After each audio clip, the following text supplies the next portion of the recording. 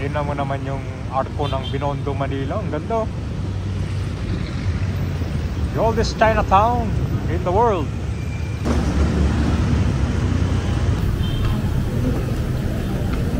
Wala masyadong mga spaghetti wires dito sa harap ng Binondo Church. Sa inyo maganda. Grabe, ibang-iba na ang Binondo, Manila. Ganito na ngayon sa pamumuno ni Yorme. Ang Binondo, ito po yung referred to as the city's Chinatown. At ito po yung oldest Chinatown in the world na in-establish pa noong 1594. Marami na mga nagbago dito. Nung unang term pa lang ni Yorme, una na itong Jones Bridge kung saan ito ay pinaredevelop, talaga namang naging modern. Tinangkilik ito ng mga tao. Tapos dito naman sa Quintin Paredes, papunta ng Binondo Church, nilagyan din ito ng mga dragon lamppost. Tapos itong bangketa at itong mga Plaza Lorenzo Ruiz, nalinis na rin. Dito na tayo sa Quintin Paredes. At i-update natin ngayon kabayan itong Binondo, Manila. Pero habang tumatagal kasi kabayan, nagpipage dyan. Tignan mo yung itsura ng Jones Bridge. Talagang na-maintain yung kalinisan. Yung mga halaman, nadidiligan lagi. At itong mga gamit or itong mga lamppost dito, kompleto pa rin. Na pinaganda na napag-iwanan. Ito tuloy-tuloy pa rin yung magpapaganda. At tara, ikutin natin ngayon ito, maggagabi na. Tingnan mo naman yung arko ng Binondo, Manila. Ang ganda. The oldest Chinatown in the world. Tara, ikutin ito kabayan.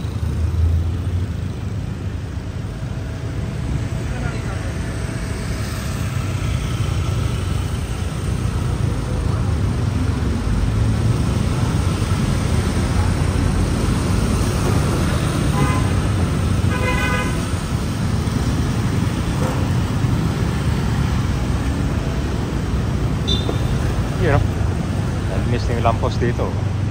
Wala mga obstruction.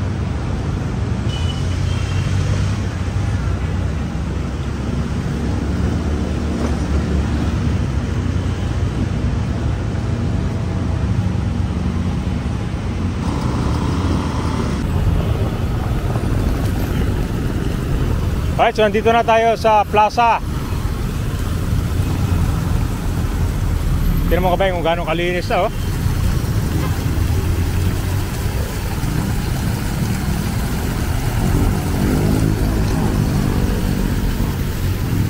Dati ito ginagawang swimming pool, tsaka marami kasing mga naglalaba dito dati. Di ba, ang laki ng pinagbago na may maintain yung kalinisan.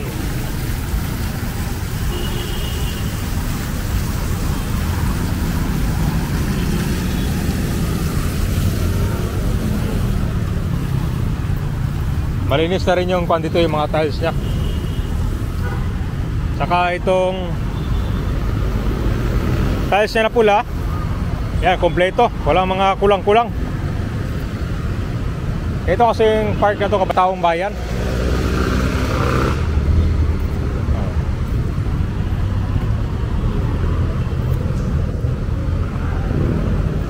San Lorenzo Ruiz.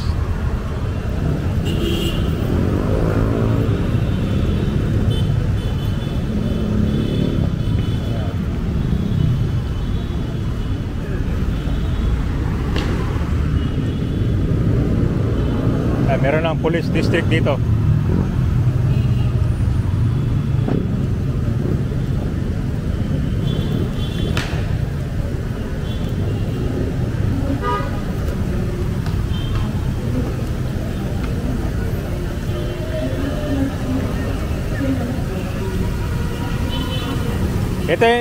Dito yung Instagrammable area na I Love Chinatown.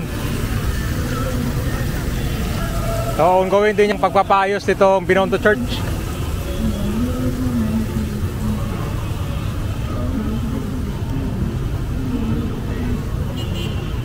Ang maganda ito kadong mga spaghetti wires dito sa Binondo Church. Sa inyo maganda. Alam nyo kasi dito sa may Ongpin, nagawa na nila yung pagtanggal ng mga dyan, mga spaghetti wires or yung mga sobra na wala ng purpose. Diba ang ganda? Inayos na yung dito, yung mga extra wires dyan.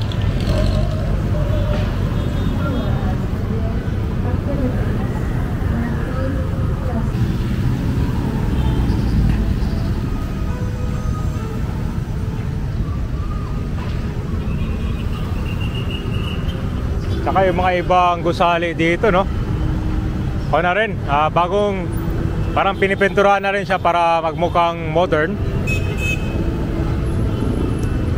Marami na mga building dito sa may Binondo Kabay na pinipinturahan din.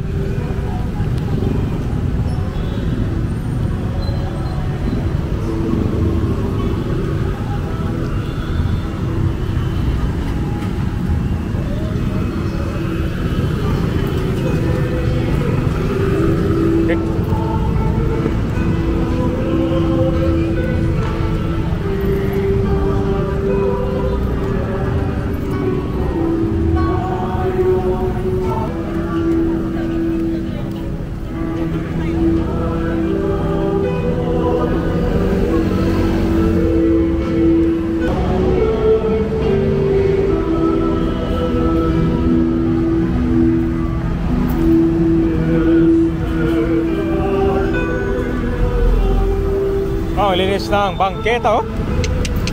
Zero kalat.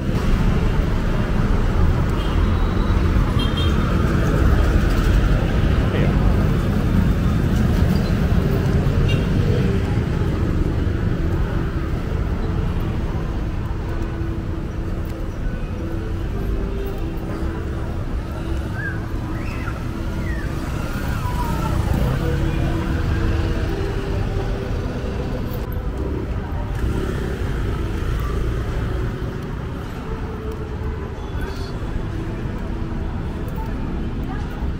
Ang linis na dito, oh. Pati itong monumento.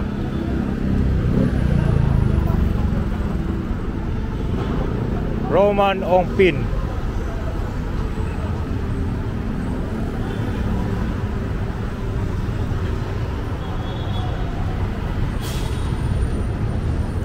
Pakita lang natin yung bangketa dito, kabayan. Ito yung tinatanong kasi lagi, oh.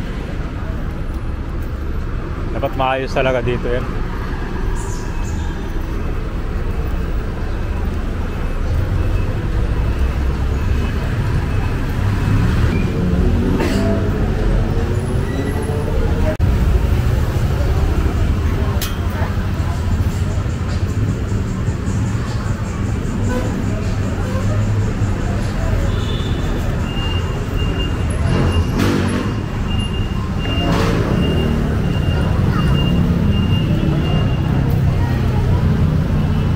Grabe, ang ganda ng bangketa dito, no?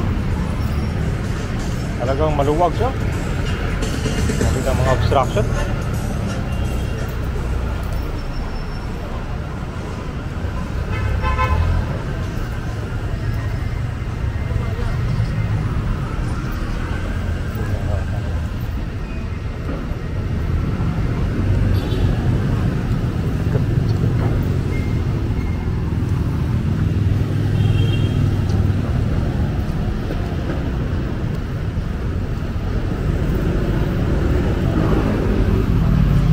Ano sabi niya, guys? Diba? Ang ganda.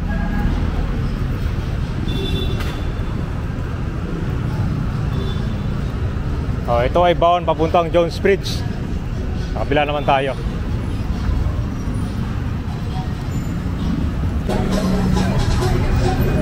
May Starbucks pa pala dito, ah.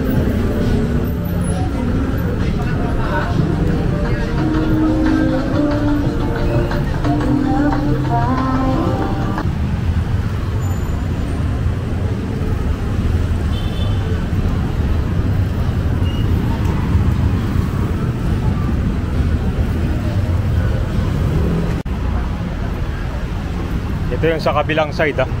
Ang ganda rin pala ng mga bangketa dito. Malinis.